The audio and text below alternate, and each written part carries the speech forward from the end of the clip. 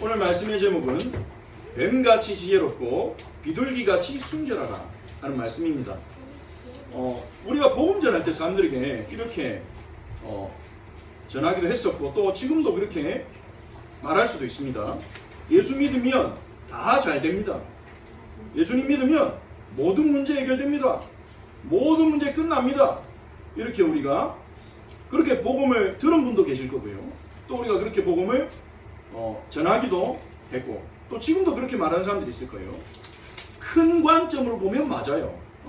큰 관점으로 보면 우리가 예수님 믿으면 하나님 자녀로 신분이 바뀌고 하나님이 우리와 함께 하시고 우리가 의롭게 되고 하나님과 동행하면서 계속 새 힘을 얻으니까 우리가 하는 업무나 가정생활도 영향이 갑니다. 그게 우리가 정말 예수 믿으면요. 그러니까 큰 관점으로 보면 우리가 예수 믿으면 다 잘 되어지도록 변화되어 가는 게 맞습니다. 하지만 예수님 믿는 순간부터 고난이나 문제가 없어지냐? 그 얘기는 아니에요. 왜냐하면 성경은 그렇게 말하지 않거든요. 예수님도 그렇게 말씀하시지 않았어요. 오히려 새로운 갈등이 생깁니다. 우리가 예수님을 만나면 새로운 갈등이 생길 수 있어요. 왜 그렇습니까? 예수님 믿기 전에는 우리가 영적으로 소속이 마귀의 자녀였습니다. 요한복음 8장 44절에 너희는 너희 아비 마귀에게서 났으니 그러죠. 마귀의 백성이었단 말이에요. 그런데 우리가 예수님 믿는 순간 하나님의 자녀로 신분이 바뀌고 하나님의 나라로 소속이 바뀌어요. 그러니까 소속된 진영이 바뀐 거죠. 그러니까 마귀가 볼 때는 이제는 원수가 된 겁니다. 우리가 구원받기 전에는 하나님이 우리의 원수였다면 예수 믿는 순간 이 세상 신인 마귀가 우리의 원수가 된 거예요. 자, 그러면 마귀가 공격하겠죠. 우리가 하나님의 뜻대로 가려고 하면 할수록 더 공격할 거예요. 더 공격. 그러니 성경은요 영적 싸움을 얘기하고 있고 에베소 6장에서도 사도 바울은요 에베소 교회 보낸 서신에서 마지막 부분에서 하나님의 전신갑주를 입으라. 왜냐하면 대적이 있기 때문에. 그래서 영적인 갈등, 새로운 갈등이 생깁니다. 그래서 예수님을 믿으면요 너무나 큰 복과 구원의 은혜를 누리지만 동시에 사단과 원수가 되고 이 세상에 흐르는 정신과는 다른 길을 가게 되기 때문에 고난과 때로는 박해와 핍박을 당할 수 있다는 거죠. 그래서 뱀같이 지혜롭고 순결하라고 예수님이 제자들에게 이제 막 전도하러 나가는 제자들에게 잘 될 거야, 하나님 역사하실 거야, 이런 말씀만 하시면 좋겠는데 너희가 가는 게 너희 갈 때 아주 뱀같이 지혜롭게 해야 돼. 그리고 비둘기같이 순결하게 해야 돼. 그렇게 말씀하신 데는 그 이유가 있는 겁니다. 왜냐하면요 복음 전하러 제자들이 세상에 들어가는 그것은요 예수님이 이렇게 말씀하시잖아요. 보라 16절에 내가 너희를 보냄이 양을 이리 가운데로 보낸 것 같도다. 양이 이리는요 그 사나운 육식 동물이잖아요. 양을 잡아먹는 동물이잖아요. 누구요? 이리. 근데 그 이리 때가 있는데 양이 들어가는 건요 죽으러 가는 거랑 마찬가지예요. 이리 때가 있는데 양이 들어가면 어떻게 됩니까? 물어 뜯으려고 난리 나겠죠. 잡아먹으려고. 사방에서 막 물어 뜯으려고 덤벼들겠죠. 예수님이 제자들에게 막 겁주는 것도 아니고 방금 사명 딱 줘놓고 너희가 가면서 천국이 가까웠다고 복음을 전해라. 그리고 내 이름으로 귀신 쫓아내고 병든 자 고치고 나병 환자 깨끗하게 하고 죽은 자를 살려내라. 그러면서 거저 받았으니까 거저 주어라. 가면서 절대 돈 걱정하지 마라. 지팡이 하나만 들고 가면 된다. 여분의 지팡이, 여분의 겉옷, 전남도 가지고 가지 마라. 금은동 가져가지 마라. 신발도 하나만 신고 가라. 가면 예비돼 있다. 어디를 가든지 합당한 자가 있다. 그 합당한 자를 찾아서 평안하뇨 이렇게 말해라. 그 평안을 받을 사람이면, 복음 받을 사람이면 너희를 영접할 거다. 그러면 그 사람 집에서 먹고 마시고 머물다가 다른 말로 가기까지는 거기 머무르라. 하지만 너희가 빈 평안의 복음을 받지 않는다면 먼지 떨어버리고 다른 데로 가라. 이렇게 예수님이 말씀하셨잖아요. 그래놓고 마지막에 힘줘야 되는데, 그런데 얘들아 내가 너희를 보내는 것이 이리때 가운데 양을 보낸 것 같다. 그 말은 무슨 말입니까? 고난이 있을 거라는 거예요. 박해가 있을 거라는 거예요. 창세기 3장 15절 하면 우리는 여자와 우손, 메시아만 딱 생각하죠. 근데 창세기 3장 15절 전체를 보면요, 내가 너로 여자와 원수가 되게 하고, 뱀에게 말씀하십니다. 너의 후손도 여자와 후손과 원수가 되게 하리니, 이렇게 말이 나옵니다. 뱀의 후손과 여자 후손이 원수가 되게 하리니, 그렇게 말씀하십니다. 그러면서 그 다음에 나오는 게, 여자 후손은 내 머리를 상하게 할 것이요. 여자의 후손이 뱀의 머리를 상하게 한다. 우린 창세기 3장 15절로만 그 부분만 딱 생각하죠.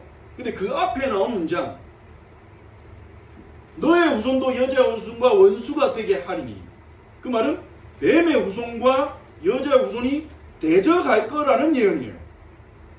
뱀의 후손 누굴까요? 우리 여자 후손 하면 예수 그리스도잖아요. 근데 창세기 3장 15절에 여자 후손이 두 번 나오는데요, 뱀의 머리를 상하게 하는 여자 후손은요, 단수예요. 한 분이란 거예요. 우리는 그 여자 후손을 예수 그리스도로 믿습니다.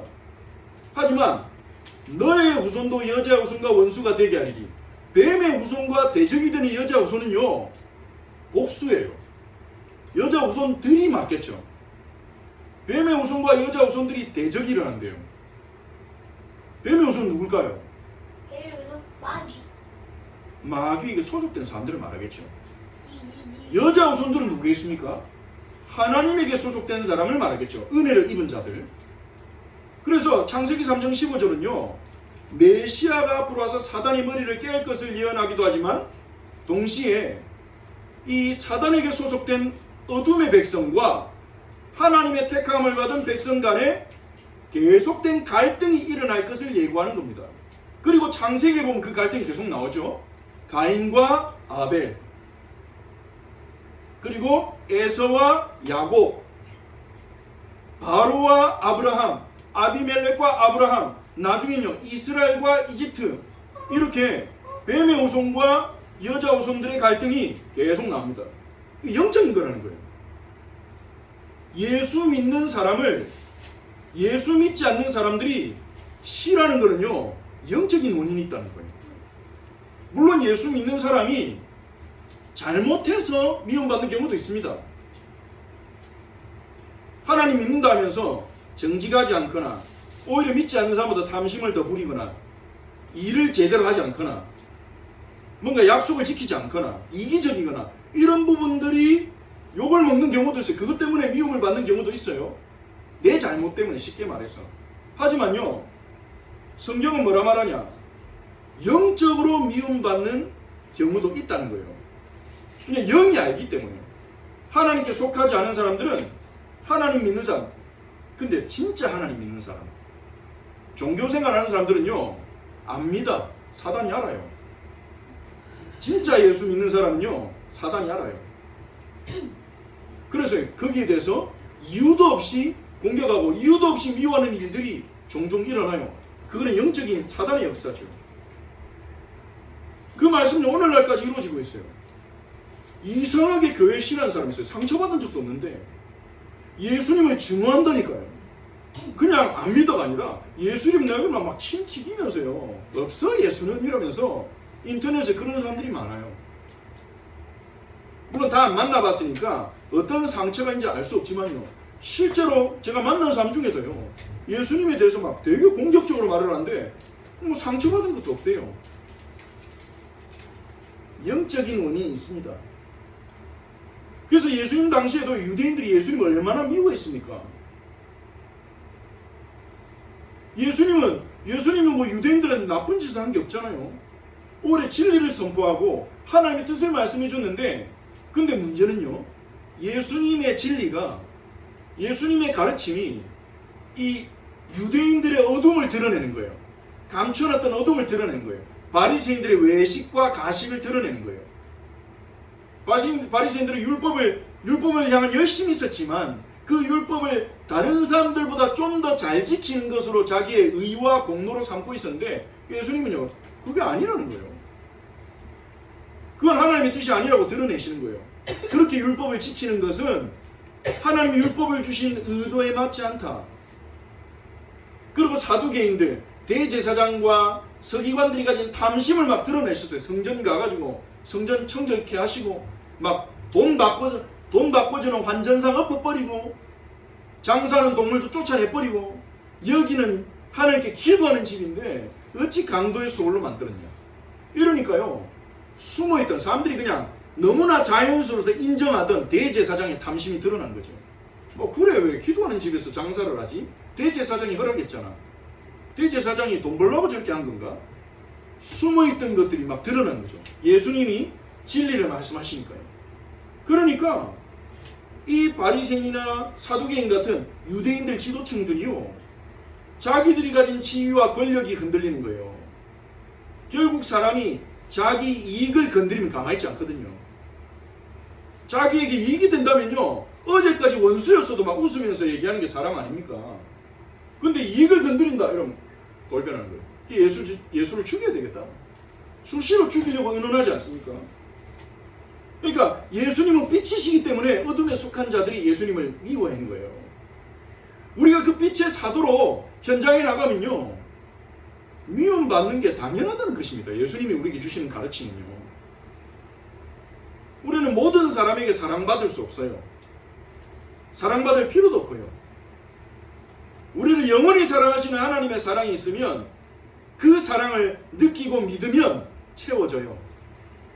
그래서 아무에게도 사랑받지 못하던 자도 남을 사랑할 수 있어요. 사마리아 여인처럼. 참된 예배를 주님에게 배운 사마리아 여인처럼.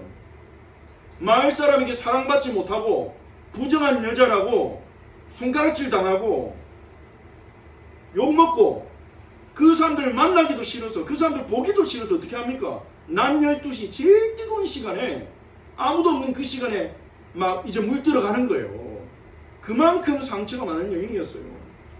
그런데 예수님의 말씀 듣고 예수님이 그리스도한 사실 믿어지니까요, 그 하나님의 사랑이, 그리스도의 사랑이 채워지면서 마을 사람들한테 뛰어갑니다.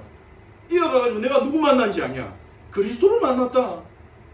내게 일어난 모든 걸 다 갖춘 분이 있다. 그분이 그리스도다. 여러분 한번 가서 제발 저분 한번 만나보세요. 단 하나의 사랑이 우리를 채우고 우리를 변화시킬 수 있는 겁니다. 이 예수님을 우리가 전하러 갈 때, 예수님을 따라갈 때 세상으로부터 핍박이 있을 것을 예상해야 됩니다. 마가복음 8장 34절에 예수님께서는 이렇게 말씀하시죠. 누구든지 나를 따라오려거든 자기를 부인하고 자기 십자가를 지고 따를 것입니다. 자기 십자가를 진다는 말이 무슨 말입니까? 십자가 지고 가는 것은요, 사형대로 가는 걸음이에요. 십자가 지고. 십자가를 지고 자기 못 박히러 가는 거예요. 십자가 지고 따라오라는 말은 무슨 말입니까? 죽을 각오하고. 무슨 말입니까? 네 목숨보다 나를 따르는 게 더 낫다고 생각되냐? 그럼 따라오라는 거예요. 주님은 무조건 믿어 이러시지 않습니다. 예수님은 제자들이 그랬습니다. 누가 망대를 세울 때 건축 기간이 얼마나 걸리고 건축 비용이 얼마나 소요될지를 계산해보고 건물을 짓지 않냐? 어떤 왕이 다른 나라랑 전쟁을 치를 때 적의 병력이 얼마가 되고 우리 병력이 얼마나 되고 전쟁 기간 얼마나 걸리고 전쟁 비용 얼마나 소요될지를 계산해보고 이익이 되겠다 싶을 때 전쟁을 하지 않겠냐? 나를 따라오려거든 그렇게 하라고 그랬어요. 우리가 정말로 이 그리스도 안에 있는 생명 안에 있는 가치를 발견한다면요, 십자가 지고 따라갈 수 있어요. 십자가 지고 따라가란 말은요, 죽기 싫은데 나는 소중한 것들이 많은데 그거를 막 억지로 참아가면서 구원받기 위해서, 복받기 위해서 억지로 참아가면서 하나님 나 못하겠는데 힘든데 그래도 주님 따라가라니까 따라갈게요. 그러라는 말씀이 아닐 것입니다. 발견하라는 거예요. 정말 발견하라는 거예요. 자기를 부인하고, 그 말은 뭐 동기버리라는 거죠. 나, 내 가족, 내 인생, 그걸 제일 중요시 여기는 게 사람 아닙니까? 누가 이견이 있겠습니까? 나, 내 인생, 내 행복, 내 가정, 내 업적, 내 이름, 내 명예, 그게 사람이 제일 중요하잖아요. 자기를 부인하라는 말은 그걸 내려놓으란 말이거든요. 그 말은 무슨 말입니까? 내가 너희와 함께하면서 줄 영광이, 내가 너에게 준 이 구원의 축복이 그거보다 더 크다는 것을 발견하고 따라오란 말이에요. 손해보는 인생 아니라는 거예요. 후회하는 인생 아니라는 거예요. 나를 내려놓고 주님 따라갈 때, 십자가 지고 따라갈 때. 그리고요, 이 말씀에는요, 고난과 희생이 있을 거라는 암시가 들어있는 거 아닙니까? 그래서 제자는요, 우리가 예수님을 따라간다는 것은 단순히 소풍 가듯이 따라가는 건 아닙니다. 따라갈 수 있는 건 아닙니다. 내 거를 버리고, 내 걸 내려놓고 죽을 각오로 하고 언제든지. 하지만 주님 따라가는 이 길의 끝에 내 인생에 진정한 행복과 진정한 답과 그 안에 영원한 풍성한 영광이 있을 거라는 것을 믿는 사람은 따라갈 수 있는 거예요. 그게 초대교회 제자들이었습니다. 우리가 정말 주님 따라갈 때 세상은 우리를 공격합니다. 특히 우리가 복음 전하잖아요. 그러면 사단은요, 집중적으로 공격합니다. 우리가 주님 따라가지도 않고 복음 전하지도 않고 썬데이 크리스찬, 평소에는 하나님 성경 안 읽고 일주일에 한 90분 교회 가가지고 예배 드리고 신앙생활 한다. 그럼 사단은요, 그 사람 안 건드립니다. 잘. 괜히 건드렸다가 기도하기 시작하면 큰일 나거든요. 정신 차리면 큰일 나거든요. 그렇게 살아. 그냥 라이프 스타일처럼 종교생활 그렇게 살아라. 안 건드립니다. 잘. 어떤 면에서는 좀 도와줍니다. 계속 그렇게 살도록. 잘하고 있어. 근데 우리가요, 성경 읽기 시작하고요, 막 죽은 영혼들 살리기 위해서 기도하기 시작하고, 그리고 정말로 교회가 뭡니까? 정말 예수님 따라한 게 뭡니까? 질문하며 예수님의 가르침에 집중하기 시작하고 복음 전하려고 막 기도하기 시작하고 이러면요, 사단이 집중 공격합니다. 우리 사도행전에 보지 않습니까? 이 복음 운동하는 예수님의 제자들이 얼마나 많은 박해를 받았습니까? 사도 바울 같은 경우는요, 어떤 지역에서는 복음 전했다고, 복음 전해가지고 수많은 사람을 예수 제자 되게 했다고 유대인들이 열이 받아가지고 쫓아와서 돌로 때리고요. 어떤 데서는 거짓말로 신고해요. 이 사람이 이 동네에 이상한 사상을 퍼뜨려서 반란을 꾀하고 있다. 거짓 소송, 거짓 신고. 그리고 감옥에도 갇히고요. 얻어맞기도 하고요. 그리고 나중에는요, 사도행전 후반부에 가면 바울을 죽이기 전에는 우리는 밥도 안 먹겠다. 결사대까지 조직됩니다. 도대체 복음 전하는 일이 뭐라고요? 그만큼 중요하고 강력하고 사단이 두려워하는 것입니다. 예수님이 아시니까요, 이리 때 가운데 보내는 양과 같다. 하지만 주님이 대책 없이 보내시겠습니까? 그래서 우리가 가질 자세를 말씀해 주시는 거예요. 너무 순진무구하게 있으면 안 되잖아요. 그런 상황인데 예수님 제자들이요, 하나님 나와 함께 하니까 다 잘 될 거야, 우리 가면 다 잘 될 거야, 이렇게 순진무구하게 있으면 안 되잖아요. 그래서 예수님이 뱀같이 지혜롭고 비둘기같이 순결하다, 그렇게 말씀하신 겁니다. 자, 뱀같이 지혜로운 말이 무슨 말이냐? 뱀을 보면 특징이요, 사냥을 할 때 조용하게 소리도 안 내고 있잖아요. 소리도 안 내고 가만히 있다가 먹이를 잡아챌 때를 기다립니다. 그 때가 오기 전까지는 안 움직이죠. 딱 자기가 삼킬 수 있는 거리에 왔다, 정확한 때가 돼도 어떻게 아는지 그걸 알아요, 뱀들이. 하나님이 주신 본능이죠. 본성적 지식이죠. 알아요. 안 가르쳐줬는데, 실험도 안 해봤는데 터득해요. 딱 먹잇감이요, 사냥하기 딱 적당한 타임이 되면 확 잡아먹잖아요. 그게 뱀의 지혜입니다. 이 지혜라는 말이요, 창세기 3장 1절에 나오는 뱀은 모든 들짐승 중에 가장 간교하니라에 쓰인 단어가 똑같은 단어예요. 간교함이라고도 볼 수 있어요. 그럼 하나님 자녀는 우리가 간교해야 되냐? 간교는 좀 안 좋은 단어 아니냐 싶죠. 예. 그 간교라는 말이 그냥 지혜롭다는 말로도 쓰인 단어입니다. 뱀의 지혜는 뭘 말하는 겁니까? 때를 구별하는 분별력과 신중함을 말하는 거예요. 우리가 믿음이 있다고 아무데나 아무에게나 어느 때든지 복음을 전하는 것이 하나님 기뻐하는 게 아닐 수 있다는 겁니다. 지혜롭게 때를 분별해야 돼요. 복음을 전할 때, 우리 하나님 말씀을 전할 때, 복음 전하는 것은 물론 해도 되고 안 해도 되는 일이 아니라 반드시 따라야 될 주님의 명령이죠. 마가복음 16장 15절에 보니까 예수님은요, 부활하신 후에 온 천하에 다니며 만민에게 복음을 전파하라. 우리가 만나는 모든 사람에게 복음을 전파하라 명령하셨어요. 그리고 디모데후서 4장 1절 2절 보니까 사도 바울이요 디모데에게, 그리고 디모데에게 양육받을 교회를 향해서, 우리를 향해서 뭐라고 말합니까? 하나님 앞과 살아있는 자와 죽은 자를 심판하실 그리스도 예수 앞에서 그가 나타나실 것과 그의 나라를 두고 엄히 명하노니, 엄청난 권위를 가지고 명령하는 거죠. 하나님 앞, 산자와 죽은 자를 심판하실 그리스도 앞. 그리고 뭐를 두고 말합니까? 예수님이 재림 오실 것과 그의 나라를 두고 엄히 명하노니 말씀을 전파하라. 때를 얻든지 못 얻든지 항상 힘쓰라. 때를 얻든지 못 얻든지 이 말은요 아무 때나 말하라는 말이 아닙니다. 말씀 전할 기회가 있든지 없든지 항상 전하기 위해 힘을 쓰라는 거예요. 생각하고 있으라는 거죠. 하나님의 말씀을 어떻게 전파할 것인가. 이거는 성경의 명령이기 때문에 우리가 당연히 따라야 되는 겁니다. 하지만 뱀같이 지혜로워, 이 말은 무슨 말이냐?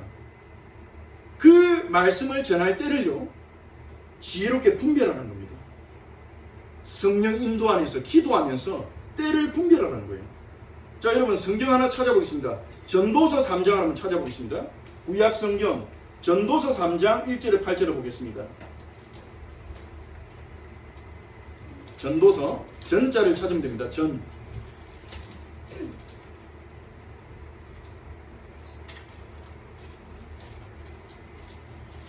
전도서 3장 1절에서 8절 우리 같이 함께 읽어봅시다. 범사에 기한이 있고 천하만사가 다 때가 있나니 날 때가 있고 죽을 때가 있으며 심을 때가 있고 심은 것을 뽑을 때가 있으며 죽일 때가 있고 치료할 때가 있으며 헐 때가 있고 세울 때가 있으며 울 때가 있고 웃을 때가 있으며 슬퍼할 때가 있고 춤출 때가 있으며 돌을 던져버릴 때가 있고 돌을 거둘 때가 있으며 안을 때가 있고 안는 일을 멀리할 때가 있으며 찾을 때가 있고 잃을 때가 있으며 지킬 때가 있고 버릴 때가 있으며 찢을 때가 있고 꿰맬 때가 있으며 잠잠할 때가 있고 말할 때가 있으며 사랑할 때가 있고 미워할 때가 있으며 전쟁할 때가 있고 평화할 때가 있느니라. 아멘. 여기서 솔로몬이 말한 건 뭡니까? 지혜라는 것은 이 때를 분별하는 걸 말하는 거예요. 지금이 어떻게 해야 될 때인가? 건물을 허물어야 될 때가 있고 치어야 될 때가 있고 울 때가 있고 웃을 때가 있어요. 이 때를 구분 못하면 사람들에게 오해를 받고 문제를 불러일으킬 수 있죠. 장례식장에 갔는데 거기서 막 혼자 하하하 웃으면 거기는 집에서 웃는 건 상관없는데 거기 가면 모욕이 될 수 있는 겁니다. 물론 예수님 믿는 사람의 장례식장은 이제 천국에 가서 다시 만날 거기 때문에 소망이 있고 기쁨이 있고 뭐 웃음소리도 종종 들립니다만은 그렇지 않은 집의 장례식에서 막 가가지고 혼자 막 웃고 큰 소리 떠들고 이러면 굉장히 곤란해지죠. 말을 할 때가 있고 잠잠히 말하지 않고 기도해야 될 때가 있어요. 이 때를 분별하는 지혜가 필요합니다. 자, 그러면 이 때를 어떻게 분별합니까? 그걸 지혜라잖아요. 성경은 분명히 약속합니다. 그 지혜는 하나님이 주신다. 물론 사람이 지혜를 어느 정도 태어날 때 타고나는 부분이 있습니다. 어떤 사람은 하나님 안 믿어도 머리가 잘 돌아가요. 분위기를 잘 읽어요. 다른 사람의 눈치를 잘 읽어요. 그래서 사업도 잘하고 관계도 잘할 수 있습니다. 그런데 이 지혜는 하나님이 주신다. 성경은 말합니다. 하나님이 주실 수 있다고 말해요. 오히려 구해라고 해요. 솔로몬도요. 왕이 되자마자 하나님 앞에서 하나님 앞에 1000번제를 드리고 하나님이 뭘 원하느냐 그러니까 솔로몬이 뭘 구합니까? 아주 적절한 말씀을 드렸죠. 그냥 지혜가 아닙니다. 하나님의 백성을 잘 재판할 수 있는 듣는 마음을 주세요. 백성들의 말을 듣고 현혹되거나 미혹되지 않고 정확하게 사실을 판단해서 억울한 백성 안 생기도록 하나님 말씀대로 살도록 가르칠 수 있는 지혜를 주십시오. 그걸 구했어요. 젊은 솔로몬이. 하나님 너무 기뻐하셨습니다. 하나님이 주신 사명 감당할 지혜를 구한 거잖아요. 자기에게 주어진 가장 중요한 직무를 감당할 지혜를 구한 거잖아요. 그래서 하나님은 솔로몬이 구하지 아니한 부귀와 영광까지 주셨습니다. 야고보서 1장에서는요 말합니다. 누구든지 지혜가 부족하거든 꾸짖지 않고 후히 주시는 하나님께 구해라. 성경은 우리에게 지혜를 구해야 한다고 말합니다. 여러분 지혜를 구하십시오. 때를 분별한 지혜를 구하십시오. 아무리 맞는 말도 아무리 올바른 것도요 때에 따라 잘못된 것이 될 수 있습니다. 아무리 몸에 좋은 약도요 내 몸에 독이 될 수 있습니다. 때에 따라 독도요 때에 따라 약이 될 수 있습니다. 그게 하나님의 지혜입니다. 이 세상은요. 그래서 우리에게 필요한 것은요 분별력입니다. 하나님이 지금 원하신 게 무엇인지 그걸 우리가 찾지 못한다면요 좋은 마음으로 다른 사람을 어렵게 할 수도 있고요. 그래서 우리는 이 세상 속에서 복음을 전할 때 그리고 이 땅에서 살아갈 때 지혜가 필요합니다. 늘 지혜를 구하십시오. 믿음으로 구하면 주시겠다 약속하셨습니다. 그리고 비둘기같이 순결하라. 이건 무슨 말입니까? 순결하다로 번역된 헬라어는요 아케라이오스입니다. 이 단어의 뜻은요 섞이지 않은 순수한 이런 뜻입니다. 순수하라는 거예요. 순수하라. 동기가 순수하고 순수한 믿음으로 살게 된다는 거예요. 순수한 동기가 뭡니까? 나의 유익 생각하지 않고 나, 내 가정, 내 교회 이런 유익 생각은 그걸 하나님께 맡기고 하나님의 영광을 위하여 말씀 전하고 하나님의 영광을 위한 선택을 하는 것을 말합니다. 그게 순수한 동기, 순수한 믿음이에요. 하나님이 가장 기뻐하신 믿음입니다. 나 좀 믿어줘. 성경에 하나님 그 말씀을 굉장히 많이 하십니다. 내게 돌아와. 나 좀 믿어줘. 나 좀 믿어라. 하도 이스라엘이 안 믿으니까요.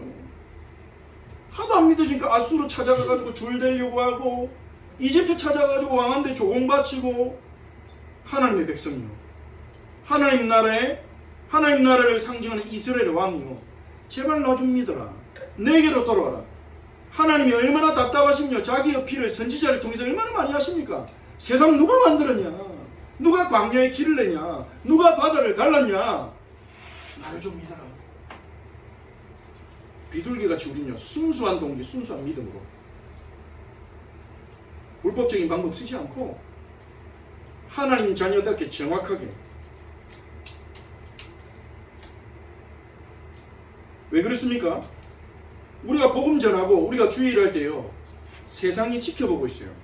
하나님 자녀는 뭐가 다른지 예수 안 믿어도 지켜봅니다. 어떻게 판단하고 어떻게 대응하나 보자. 본인도 모르게 지켜봅니다. 그러다가 자기들과 똑같이 대응하면 실망하기도 합니다. 예수 믿어서 좀 다를 줄 알았는데 나랑 별 다를 바가 없네. 성도들이 보고 있습니다. 다음 세대들이 보고 있습니다. 무엇보다 사람의 마음을 아시는 하나님께서 지켜보고 계십니다. 그래서 우리가 하나님 앞에 부끄러움 없도록 우리는 어떤 결정을 하든지 중요한 결정할 때 하나님 앞에 부끄러움 없고 다음 세대 앞에 부끄러움 없도록 하나님 앞에서 순수한 마음과 순수한 그러면 나머지 주님 책임지시겠다는 거예요. 예수님이 우리에게 주신 두 가지 방침이 현장 나갈 때 복음 전하러 갈 때 박해와 핍박이 있을 거야. 그 박해와 핍박 속에서 두 가지만 기억해라. 뱀처럼 지혜로워라. 이게 뒤집으면 큰일 나요. 뱀처럼 독하고 비둘기처럼 멍청하면 큰일 납니다. 뱀처럼 지혜롭고 비둘기처럼 순수하게 하나님 앞에 선다면요 하나님이 그 핍박 가운데서 지키시고 지혜도 주시고 인도해 주시는 거예요. 그러면서 두 번째로 17절부터 보시면요 사람들을 삼가라. 주의해라는 거예요. 사람들을 주의해라. 삼가라 말은 주의해라, 조심해라 이 말이죠. 왜냐하면 사람들을 통해서 박해와 어려움과 환란이 오기 때문에 사람들을 삼가라. 사람들을 주의해라. 우리가 사람 너무 중요합니다. 하나님이 사람을 통해서 우리에게 답도 주시고 사람을 통해서 힘도 주시고 사람을 통해 응답하십니다.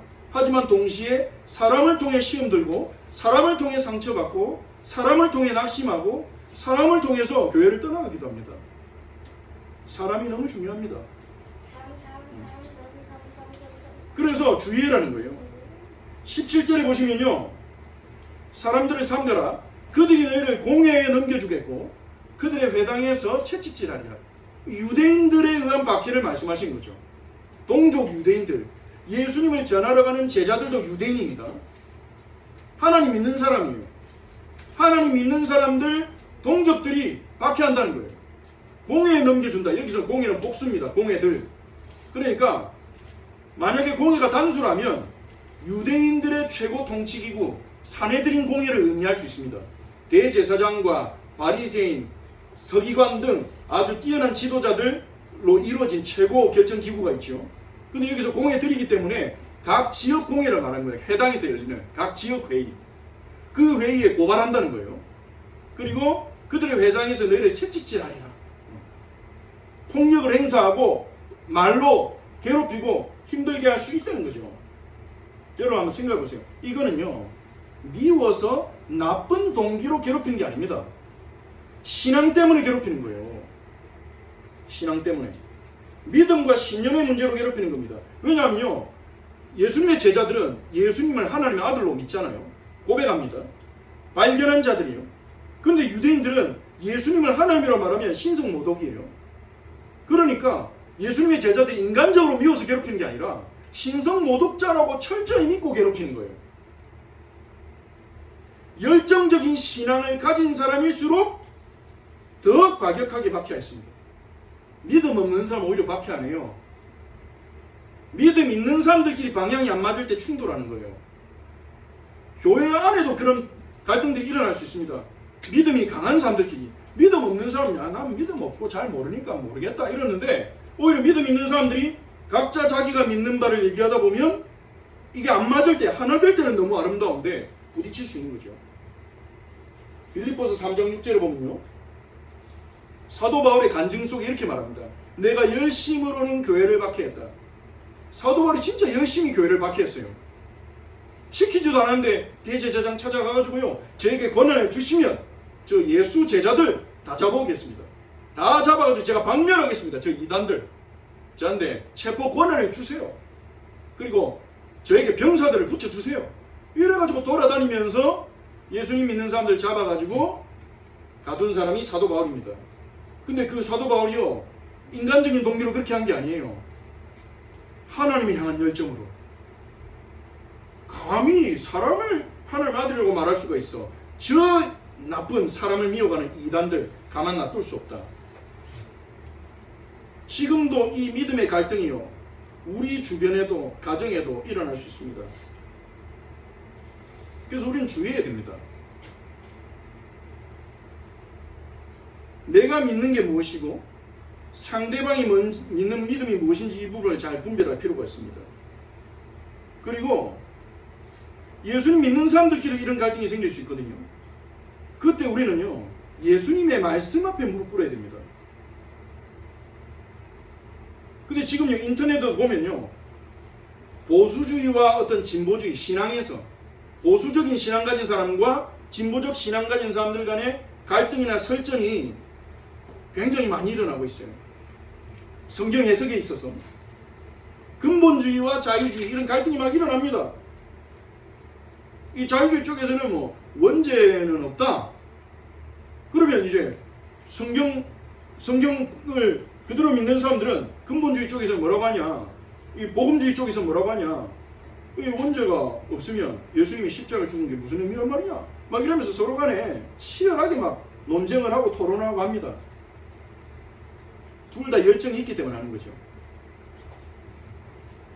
그래서 우리는요, 내 신앙이, 우리가 사람도 주의해야 되지만 내 신앙이, 내 믿음이 정말 하나님 보시기에 맞는가, 여기에 대한 겸손함을 가지고 있어야 됩니다. 우리는 내가 지금 가지고 있는 이 믿음이 성경과 맞지 않다면, 하나님 그걸 확인시켜 준다면 언제든지 바꿀 수 있는, 내려놓을 수 있는 믿음이 있어야 돼요. 지금까지 교회 역사가 그렇다니까요. 믿음 가진 사람들끼리 싸웠어요. 물론 타 종교와도 부딪히지만 말씀이 맞다고 한다면 그 앞에 무릎 꿇는 그것이 우리가 하나님 앞에 하나님을 따라가는 자의 자세인 줄 믿습니다. 그리고 두 번째로요, 유대인들이 박해할 뿐만 아니라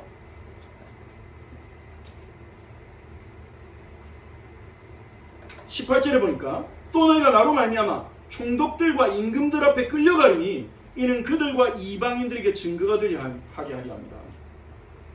이방인인 총독, 로마 총독, 그리고 임금들, 사도행전을 보면 헤로드 왕에게 사도 바울이 끌려가기도 합니다. 재판받기도 하죠. 총독과 임금들은 왜 예수님의 제자를 박해하냐? 정치적 이유 때문이에요. 이 총독이나 임금들에게 제일 중요한 것은 정치입니다. 자기가 다스리는 지역에 문제 안 터지는 거, 내란이 안 일어나는 거, 소요가 안 일어나는 거. 그래서 자기 위에 있는 사람들에게 인정받는 거, 승진하는 거, 더 높은 자리로 나가는 거, 그게 중요하죠. 근데 이 예수님의 제자들이 정치적인 이유로 공격받죠. 왜냐하면 유대인들이 종교적인 이유로 고소하면 안 되잖아요. 저 사람들이 예수가 하나님 아들이라고 합니다. 감옥에 넣어주세요 이러면 로마 사람들이 말 듣겠습니까? 그러니까 뭐라고 하냐? 저 예수 믿는 사람들이 예수를 새로운 황제라면서 지금 로마 황제의 반역을 일으키고 있는 자들입니다. 이 나라에 지금 분란을 일으키고 있습니다. 이러면 총독이나 임금들 입장에서는 굉장히 예민하거든요. 분란? 뭐 지금 사람이 모이고 있다고? 알았어, 잡아와. 일단 잡아놓고 조사하는 거예요. 그래서 예수님도요, 굉장히 로마 총독으로부터 경계받았고요. 나중에 빌라도도 다 경계하고 예수님을 주시하고 있었죠. 사도행전에 보면 이 사도 바울도요, 유대인들의 고소를 받아서 베스도 총독에게 조사받고 나중에는 헤롯 아구스도 왕도 만나고 가가지고 조사해보니까 사도 바울은 그런 정치적인 발언을 한 적이 없거든요. 그냥 복음 전한 거예요. 그러니까 자기들도 당신 풀어줄 수 있겠는데? 아무 문제 없는데? 그러는데 사도 바울이요, 가이사에게 상소하겠습니다. 로마 시민권을 사용해서 가이사에게 가이사에게 개인 재판 받겠습니다. 왜냐면 바울은요, 복음 전할 기회로 봤어요. 총독들과 임금들 앞에 재판받는 것을 복음 전할 기회로 봤어요. 이 18절을 말합니다. 너희가 나로 말미암아 총독이나 임금들, 지도자들 앞에 끌려갈 거다. 이는 그들과 이방인에게 증거가 되게 하려 하심이라. 이 말은 무슨 말이냐? 그들과 이방인에게 증거하기 위해서 그렇게 되는 거야. 그렇게 될 때 당황하지 말고 복음을 전해라. 그래서 사도 바울도요, 이 말씀을 딱 붙잡고 재판정에 끌려갔을 때요, 복음을 전합니다. 그래서 사도행전 26장 28절 29절에 보시면요, 이 아그리빠는 누구냐? 헤롯 아그리빠예요. 헤롯 대왕의 손자죠. 예수님을 어릴 때 죽이려고 했던 헤롯 대왕의 손자입니다. 아그리빠가 재판하는 중에 바울에게 변론합니다. 너 왜 문제돼서 지금 잡혀왔지? 그러니까 바울이 간증을 하는 거예요. 내가 다메섹에서 부활하신 주님을 만났고 그 예수님이 그리스도임을 발견하고 증거했는데 유대인들이 신성모독을 여기서 박해하다 이렇게 오게 됐다. 이 간증을 하는 거예요. 그러니까 아그리빠가 바울에게 뭐라고 하냐? 네가 적은 말로 나를 권하여 그리스도인이 되게 하려는도다. 무슨 말입니까? 네가 지금 나한테 전도하냐? 이 말이죠. 그러니까 바울이 뭐라고 합니까? 말이 적으나 많으나, 말이 많고 적은 게 중요한 게 아니고요, 당신뿐만 아니라 여기서 내 말을 듣고 있는 모든 사람도 내가 지금 묶여있는 거 말고 나처럼 되기를 원합니다. 나처럼 예수 믿기를 원합니다. 바울은 복음 전할 기회로 삼았어요. 그래서요, 주님의 인도하심, 우리 생각과 우리 계산을 넘어설 수 있다는 거예요. 유대인들이 박해할 거야. 이방인도 박해할까 하지만 그 속에 복음 전할 문이 열릴 거야. 그러니까 당황하지 말아라. 심지어 21절을 보니까요, 가족들이 박해한대요. 장차 형제가 형제를, 아버지가 자식을 죽는데 내주며 자식들이 부모를 대적하여 죽게 하리라. 왜요? 복음 때문에. 지금도 우리나라는 복음 때문에 박해를, 종교의 자유가 있으니까요, 복음 때문에 박해를 받는 경우가 개인적으로 있었지만 국가적으로 없었는데, 그래도 가정적으로는요, 예수 믿는다는 이유로 박해를 받은 분이 많습니다. 제가 아는 어떤 권사님도요, 예수 믿고 교회 가니까 남편이 독한 분이에요. 예배 드리고 있는데 머리 잡고 끌고 나가고 막. 밖에 못 나가야 머리를 빡빡 밀어버리고, 바리깡으로. 근데 그 권사님은 더 독해요. 머리에 그 보자기 수건 쓰고 예배드려 똑같대요. 그래. 그러다가 이제 나중에 못 말린다 이래가지고 처음에 막 박해하고 막 돈도 안 주고 생활비도 안 주고 이러다가 안 되니까 아이, 이만 교회 가고 나는 절대 전도하지 마. 이렇게 이제 정리가 됐다.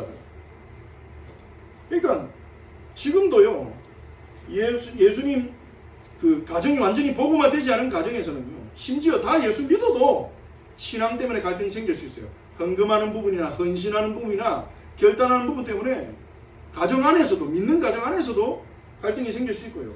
믿지 않는 가정에 특히 혼자 예수 믿는다 이러면 제사적인 부분이나 문화적인 부분 때문에 갈등을 겪는 부분이 있죠. 하지만 정치와 종교가 하나 되는 국가들, 대표적으로 이슬람 국가라든지 인도 같은 경우는 1999년도부터 힌두교 민족주의 근본주의자들이 정치를 딱 잡으면서 교회에 대한 박해가 지금 어마어마하게 지금 심해졌거든요. 지금 인도에 있는 크리스천들이 굉장한 박해 속에서 신앙생활을 하고 있습니다. 이런 국가들에서는요 실제로 예수님 말씀처럼 가족이 신고해서 잡혀가고 가족이 직접 때리거나 죽이기도 하는 사건들도 벌어지고 있습니다. 제가 순교자의 소리라는 소식지에서 베트남에 찌앙이라는 크리스천이 있는데 이 사람이 예수님 믿고 너무 좋아가지고 복음 전하는 거예요. 복음 전하지 말라고 하는데 이 베트남 같은 경우도 무신론자들이 정부가 무신론이거든요. 공산주의고 지역에서도 박해하고 하는데 지금 계속 복음 전하니까 형님이 친형님이 동네 사람들 데리고 와가지고 구타해서 때려서 죽였어요. 근데 그 딸이요 큰아버지를 용서하겠다고 말해요. 왜냐 아버지가 살았을 때 자기한테 계속 그렇게 말했대요. 세상 사람들 하나님을 모르기 때문에 우리를 미워할 거야. 하지만 우리는 세상을 미워하면 안 돼. 예수님의 사랑을 받았으니까. 복음의 능력은 어마어마하죠. 교회사 역사 동안에 수많은 박해와 어려움이 있었습니다. 지금도 마찬가지입니다. 그렇게 각지에서 복음 때문에 박해를 받고 순교하고 있는 지체들을 보면 그런 형제 자매들의 소식을 들으면 정말로 제가 고민하고 갈등하고 있는 것들이 참 부끄러울 처지입니다. 여기서 예수 믿는 우리가 무엇을 해야 될 것인가 정말 하나님 앞에 기도하며 찾아내야 되지 않겠나 이런 생각이 듭니다. 하지만 예수님이 말씀하신 건 그거예요. 가족보다 우리가 이 땅에서 구원받고 하나님 자녀가 되고 그분을 알아가는 것이 가족의 가치보다 더 위에 있다는 가르침인 거예요.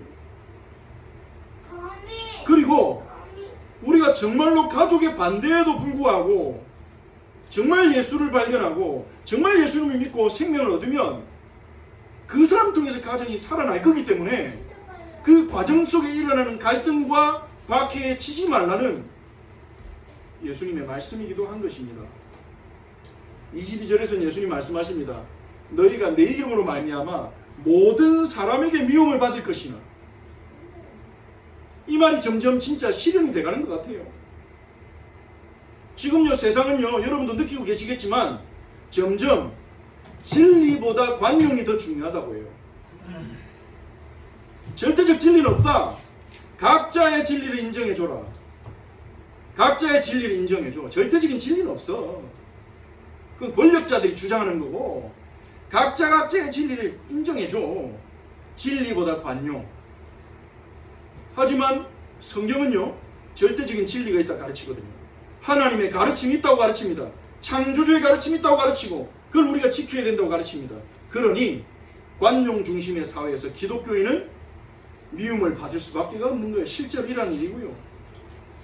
성경의 진리를 믿고 공개적으로 고백하는 사람들은 모든 사람에게 관용해야 하는 사람들로부터 공격을 받고 있습니다. 예수님 믿는 사람만은 관용의 대상이 안 되는 거죠. 그리고 세상은요 점점 하나님보다 인권 중심으로 가요. 하나님의 주권보다. 하나님의 절대 주권보다 인권이 더 중요하다는 거예요. 각 사람의 마음 좀 인정해줘라. 하나님이 성경에서 분명히 남자와 여자로 만드셨다고 하지만 오늘날에 어떤 사람들이 등장하고 있습니까? 나는 내가 여자라고 믿기 때문에 나는 여자야. 네가 뭐라도 하든지 나는 여자야. 나는 내가 복수라고 생각해. 나는 여러 명이야. 그러니 나를 대의라고 불러. 그들이라고 불러줘. 자기의 정체성을 자신의 어떤 성적인 이끌림, 자기 마음에 드는 느낌으로 정의하려고 해요. 근데 아이러니한 것은요, 누가 봐도 남자인데 자기는 여자래요. 자기가 여자로 자기 정체성을 정했기 때문에. 그럼 여자가 뭐냐? 물어보면 답을 못해요. 여자의 정체성이 뭔데? 물어보면 답을 못해요. 기이한 형태로 인권이 발전해 가고 있습니다. 우리가 인권이 중요합니다. 인권의 근본은 성경에서 나왔어요. 모든 사람은 하나님의 형상이다. 거기서부터 인권이 나온 겁니다. 그럼에도 불구하고 하나님의 주권보다 더 높아지는 방향으로 흘러가고 있어요. 그리고 객관적 사실보다 개인의 생각이나 느낌, 경험이 더 강조되는 방향으로 가고 있어요. 객관적 사실 더 이상 중요하잖아요. 이게 일어났나 안 일어났나. 제가 어제 유튜브 보다 굉장히 이상한 걸 봤습니다. 찰리 커크라는 사람의 죽음에 대해서 추모를 했는데 거기에 트럼프의 아들 베런 트럼프가 찬양을 불렀다고 누가 영상을 올려놨어요. 그 영상에 보면 그 사람이 막 진짜 막 찬양을 막 뜨겁게 불러요. 굉장히 잘 불러요. 근데 설명을 보면요, 밑에 AI로 제작됐습니다. 작게 아주 내려가야 있어요. 실제 안 한 거예요. 실제 그 사람이 안 부른 거예요. 근데 그 사람의 사진을 찍어가지고 AI 기술로 노래 부르는 것처럼 편집해서 올렸어요. 근데 댓글에 보면요, 야, 베런 트럼프가 믿음 좋나 보다. 찬양을 잘하네. 모르는 거예요, 사람들은. 저는 그걸 보면서 굉장히 기이함을 느꼈다니까요. 그 쓴 사람은, 그 영상 올린 사람 이렇게 해놨습니다. 사람들에게 영감과 감동을 주기 위해서 이거 만들었습니다. 거짓으로, 그 사람 행하지도 않았는데 거짓으로 영감과 감동을 준 게 그게 하나님이 기뻐할까요? 앞으로 이런 일이 많이 일어날 때 이 생각이 듭니다. 지난번에 우리나라 어떤 가수, 제가 그 사람 예수 안 믿는 걸로 아는데 찬양한 영상이 올라왔어요. 그래서 이 사람 예수 믿게 됐나? 봤더니 그것도 AI예요. 제가 그 영상만 보고 진짜 부른 줄 알았다니까요. 그 정도로 영상 기술이 발전하고 있습니다. 그걸 만드는 사람들, 그걸 보고 즐기는 사람들 입장이 이런 거예요. 꼭 안 불렀어도 상관없어. 감동 주는 게 중요하잖아. 그런 생각들이 점점점 일어나고 있어요. 젊은 세대 사이에. 그래서 팩트 확인보다는요, 그냥 자기 감정이 이끌리는 대로, 자기가 경험한 대로 그냥 가는 거죠. 이걸 보고 학자들이 포스트 모더니즘이라 했어요. 점점 그 방향으로 갑니다. 근데 이게요, 성경에 정확하게 예견되어 있습니다. 디모데후서 3장 1절에 오죠. 뭐라고 말합니까? 말세에 고통한 때가 이르리니 사람들이 자기를 사랑하며 돈 사랑하며 자랑하며 교만하며 비방하며 부모를 거역하며 감사하지 아니하며 거룩하지 아니하며 무정하며 원통함을 풀지 아니하며 모함하며 절제하지 아니하며 사나하며 선한 것을 좋아하지 아니하며 쾌락 사랑하기를 하나님을 사랑하는 것보다 더하며 경건의 모양은 있으나 경건의 능력은 부인하니 이 같은 자에게서 돌아서라. 자기 사랑, 자기의 경험, 자기 느낌, 자기의 판단, 이것이 절대적인 가치가 되어가는 시대가 되어가고 있다는 겁니다. 물론 절망적이진 않습니다. 그렇게 살다가 결국은 허무함과 절망을 느낄 수밖에 없거든요. 그래서 이혜령 박사님은요, 앞으로 AI 시대가 발달하면 오히려 기독교에 희망이 있다, 그렇게 얘기를 하더라고요. 무슨 말이냐? AI가 발달하면 사람들이요, AI에게 물어봐서 웬만한 건 다 안단 말이에요. 그러면 개인 간의 지식 격차가 없어질 겁니다. 개인 간의 지식의 격차가 줄어들 겁니다. 예전 같은 경우는 똑똑한 사람들은 대단히 유능하고 많이 배우지 못한 사람들은 어떤 사태를 어떻게 해야 되나 싶은데 요즘에는 AI를 통해서 아파도 물어보고 문제 생겨도 물어보고 데이터를 쫙 검색해가지고 비서처럼 찾아주잖아요.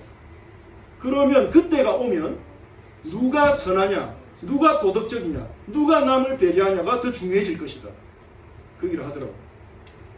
일리 있다는 생각이 들었어요. 세상은 점점 이렇게 흘러가고 있습니다. 그래서 예수 믿는 우리가, 진리를 고수하는 우리가, 진리를 믿고 진리를 선포하는 우리는 미움을 받겠죠. 하지만 우리가 두려워하거나 걱정할 필요가 없는 것은 예수님 말씀하셨듯이 끝까지 견디는 자는 구원을 얻으리라. 끝까지 견디는 자는 구원을 얻으리라 말씀하셨잖아요. 자, 근데 끝까지 견뎌야 된다. 우리가 과연 견딜 수 있겠습니까? 실질적인 박해가 오고 고난이 온다면 견딜 수 있겠습니까? 자신 없죠. 누가 자신 있겠습니까? 고난과 박해를 난 다 견딜 수 있다. 자신 없죠, 우리는. 그런데 주님의 약속이 있는 겁니다. 19절, 20절에 보면요. 예수님이 약속하셨어요.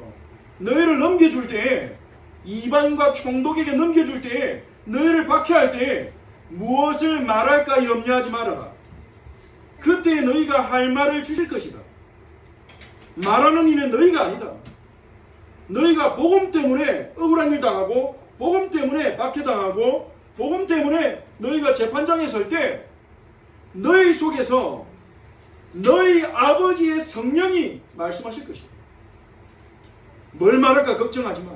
그 상황에 내가 어떻게 견딜 수 있을까? 내가 어떻게 고난을 감당할 수 있을까? 내가 어떻게 박해를 견딜 수 있을까? 미리 걱정하지 말라는 거예요. 왜냐? 그때 성삼위 하나님 함께 하실 거니까. 성삼위 하나님이 그때 우리와 인도하실 거니까. 우리의 할 말까지도 가르쳐 주신다 했어요. 그냥 성령 아니라 너희 아버지의 성령, 성부와 성령을 같이 말씀하신 거예요. 이 말씀하신 건 누굽니까? 성자 하나님, 성삼위 하나님. 성삼위 하나님이 박해 속에서 우리와 함께하며 인도하실 것입니다.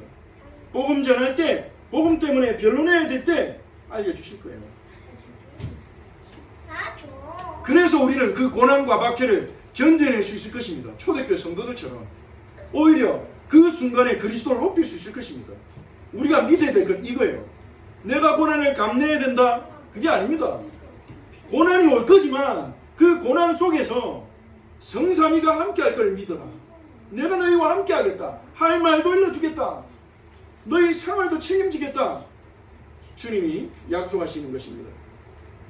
그리고 두 번째로요. 어떻게 우리가 이런 박해 속에 견딜 수 있습니까? 우리가 받은 구원과 우리가 받게 될 구원의 영광을 알면 알수록 견뎌낼 힘이 생깁니다. 로마서 8장 18절, 죄송합니다. 말씀을 집어넣지 못했네요. 성부만 바뀌고. 로마서 8장 18절 이렇게 말합니다. 우리가 겪는 고난은 장차할 영광과 비교할 수 없도다. 우리가 받을 영광이 어마어마한 거예요. 하나님의 자녀가 되어 영원히 죽지 않고 거룩하게 된 성도들과 함께 새하늘과 새 땅에서 살아갈 이 하늘과 땅을 온통 소유하게 되어 하나님과 교제하게 될 그 엄청난 영광, 부활의 몸을 입고요. 그걸 뭐 영화라고 하죠. 새하늘과 새 땅에 살아갈 비전. 그 비전을 알면 알수록 힘이 생깁니다. 초대교회 성도들도요. 그것만이 아닙니다. 받은 은혜. 받은 은혜가 얼마나 큰지요. 물론 육신적으로 물질적으로는 그 은혜가 사람에 따라서 나타나지 않는 경우도 있습니다. 예수 믿었다고 더 먹고 살기 좋아지고 경제가 더 윤택해지지 않은 사람도 있어요. 그럼 받은 은혜가 없는 겁니까? 아닙니다. 받은 구원의 은혜. 예수님께서 우리의 모든 죄를 사하시고 십자가에서 우리를 의롭다 선언하셨어요. 너는 의인이다. 너는 내 자녀다. 내가 널 용서했다. 내가 너와 영원히 함께하고 사랑할 것이다. 그게 믿어지는 게 구원입니다. 그게 믿어질 때마다 마음이 평안하고 기쁨이 생기고 사랑이 생겨나는 거죠. 그래서 우리는 기도해야 됩니다.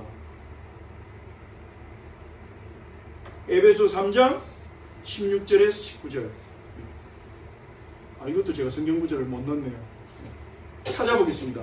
에베소 3장 16절에서 19절. 사도 바울이 기도한 내용이죠. 이 기도로 여러분이 여러분 자신을 기도하고 또 성도를 위해 기도해 주시기 바랍니다. 우리 기도한다고 생각하고 16절 19절을 같이 함께 읽어보겠습니다. 그의 영광의 풍성함을 따라 그의 성령으로 말미암아 너희 속 사람을 능력으로 강건하게 하시오며 믿음으로 말미암아 그리스도께서 너희 마음에 계시게 하시옵고 너희가 사랑 가운데서 뿌리가 박히고 터가 굳어져서 능히 모든 성도와 함께 지식에 넘치는 그리스도의 사랑을 알고 그 너비와 길이와 높이와 깊이가 어떠함을 깨달아 하나님의 모든 충만하신 것으로 너에게 충만하게 하시기를 구하노라. 아멘. 이곳 너희 우리의 속사람을 능력으로 강건하게 하시고 우리의 속사람으로 그리고 그리스도의 사랑을 지식에 넘친다는 말이 무슨 말입니까? 아무리 배워도 다 배울 수가 없어요. 우리의 지식보다 과분하고 우월한 그리스도의 사랑. 안다고 생각해도 사실은 조금밖에 발견 못한 것인 그 그리스도의 사랑의 너비와 길이와 높이와 깊이가 어떠한 것을 깨달아 하나님 안에 충만한 그 사랑이 우리 안에 충만하도록 기도하는 겁니다. 그러면 어떤 상황도 이겨냅니다. 우리 믿음의 선진들이 보여줬고 우리가 경험했듯이 어떤 상황도 이겨냅니다. 이게 힘입니다. 견뎌내는 힘. 구원이 얼마나 놀라운 걸 알아가야 돼요. 이걸 놓고 우리가 서로를 위해 계속 기도합시다. 우리 자신을 놓고도 기도하고요. 그리고 마지막으로 23절 마태복음 10장 23절 이 동네에서 너희를 박해하거든 저 동네로 피해라. 그러니까 우리가 복음 전할 때 너무 미련을 두거나 집착할 필요가 없다는 거예요. 복음 전하고 안 믿으면 다른 사람들 가라는 거예요. 한 지역에 복음 전하고 복음을 안 받고 박해한다. 다른 지역으로 가라는 거예요. 왜냐하면 어디든지 하나님의 역사가 준비되어 있기 때문에 주님이 다시 오실 때까지 이스라엘의 모든 동네를 다 다니지 못하여 인자가 오리라. 인자는 예수님이죠. 예수님이 다시 오시는 그날까지 우리는 깨어서 복음을 증가한다면 하나님의 역사를 체험하고 핍박과 박해를 견딜 수 있는 힘을 얻을 것입니다.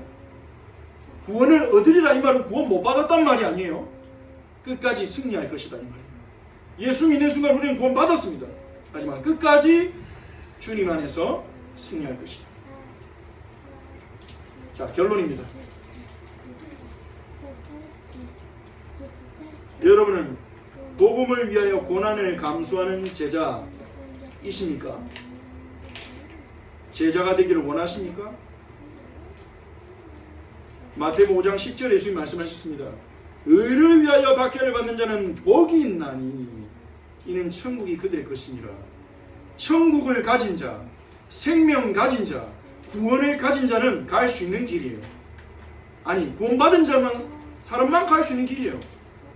복음을 위해서 고난도 감수한다. 그래서 세 가지 오늘 말씀을 정리하면요, 구원에 대해 더 알아갑시다. 구원에 대해 더 알아갑시다. 우리가 받은 구원이 얼마나 큰지 얼마나 놀라운지 알아갑시다. 그리고 뱀처럼 지혜롭게, 이 말을 기억하십시오. 때를 아는 분별력, 지혜를 구하십시오. 그리고 비둘기처럼 순결하라. 순수한 동기와 믿음으로 하나님 앞에 살아가도록 기도합시다. 우리 함께 말씀 붙잡고 기도하겠습니다.